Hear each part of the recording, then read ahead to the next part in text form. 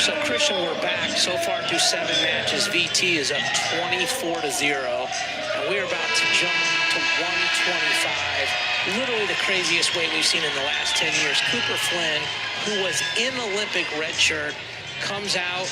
Eddie Ventresca, who is ranked number 3 in the preseason for Virginia Tech, sustained an injury. Cooper Flynn was a U23 national champ.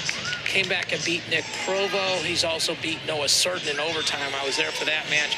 125, the number 16 seed could win that weight. So this is a weight that's going to have a gigantic impact on the NCAA team race.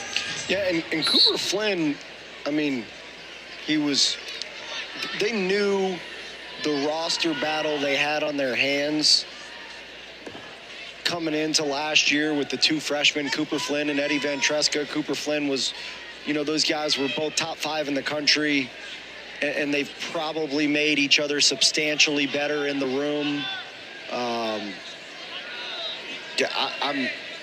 blessed that staff's hard having to deal with that the next few years. So, they'll figure it out.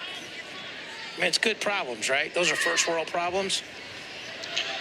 Yeah, I'd rather have that than something else. So, Coach Roby said, the weight class is wide open, as we well know. He's got great defensive position, and he'd like to see him open up a little bit more. He said it's almost Flynn and Latona, who's coming up next, are almost the opposite, right? Like, we'd like to see Flynn open up a little more and Latona maybe open up situationally a little less.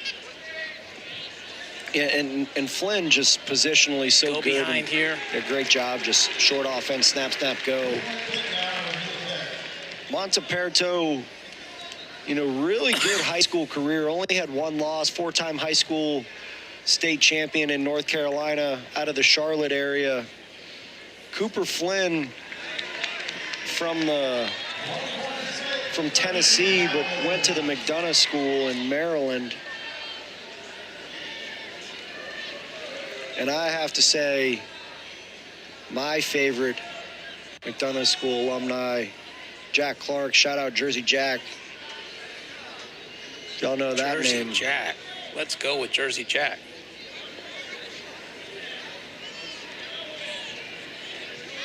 So, 3-1 lead for Cooper Flynn. 2 minutes into the bout. So, Christian, people that smarter than us have just told us that it's felt one-sided, and it is one-sided. VT has X amount of takedowns to 0 so far. 18-0. See, listen, if I just be quiet and listen to people smarter than me, I could, pass for somebody that knows a lot about wrestling. 18-0, that's crazy through 7 matches, right? Yeah, 18-0, and it seems as if the UVA has gotten to the legs several times, but they haven't hit their ankles as they needed to. Yeah, for sure. And the Hokies have won the scrambles. Yeah, it looks like we're going to finish the first period here at 3-1.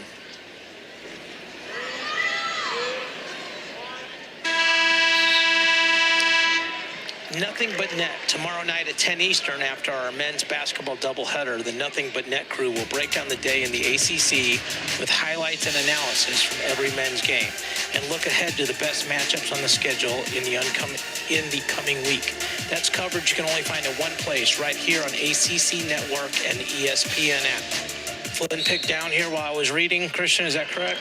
Flynn picked down, and he got out, and quicker than we could figure out who picked down. So, yeah. 4-1 lead for Cooper Flynn.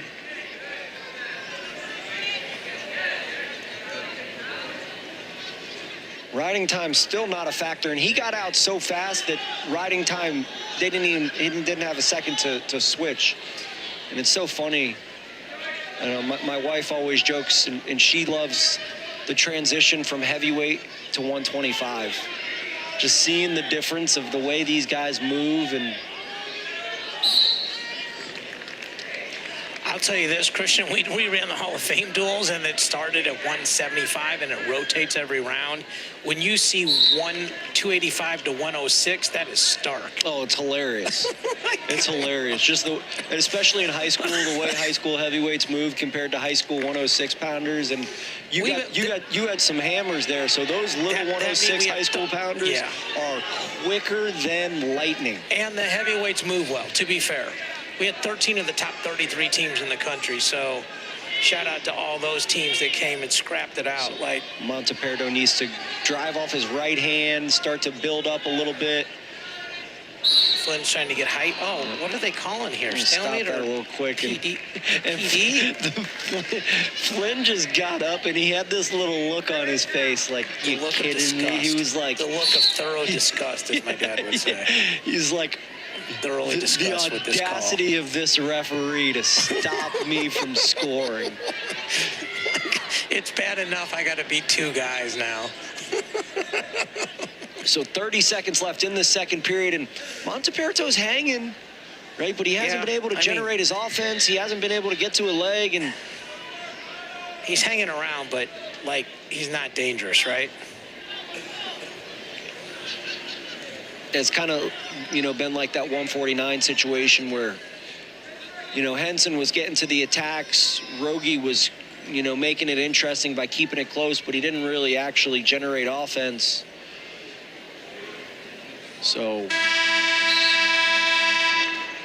Montaperto going to go down to start the third. 4-1 lead for Cooper Flynn. I apologize for interrupting you. Like, this is exactly what Roby was talking about. Like, hey, Cooper Flynn's got to get to more attacks, right? Like, he's ranked number 6. Montaperto's not in the top 33. Like, you need to create more wrestling positions. If you get in 5 scrambles and you're the better guy, you're going to win 3 or 4 of them. And the gap is going to grow. Well, it's the law of large numbers, right? You put yourself in a position to win more often than not. Right. You're going to create an opportunity. But it takes some courage, right? It takes some courage to do that. But the math is in your favor when you're the better wrestler. And you just saw right there, Montaperto got out. He looked up. He saw the score. He realized riding time wasn't a factor. And you could just kind of see this look in his eyes. Right. Yeah. Appreciate ACC Network hooking me up with the best seat in the house tonight. I'm getting the opportunity to see these little things, right? The body language of Montaperto changed in an instant. Yes. He saw this. It was like he got shot with a defibrillator, and he saw this sign of life. Like, I've got a chance. I could do this. And right then he takes another little attack. But he's got a minute to really start his sprint, pull the trigger, right? Cooper Flynn is he's a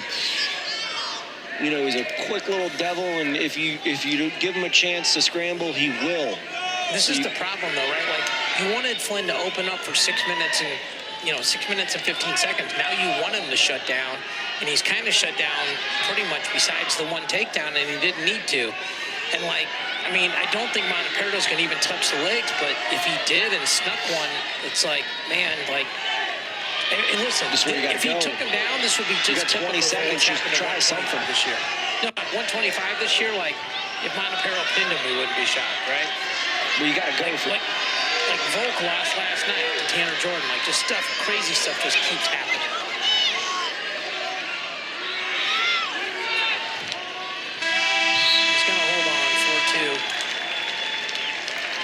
So, unfortunate. Montaperto didn't really pull the trigger there right in the last minute. You needed him to go, and Cooper Flynn going to take it 4-2. 27-0 for the Hokies after 8.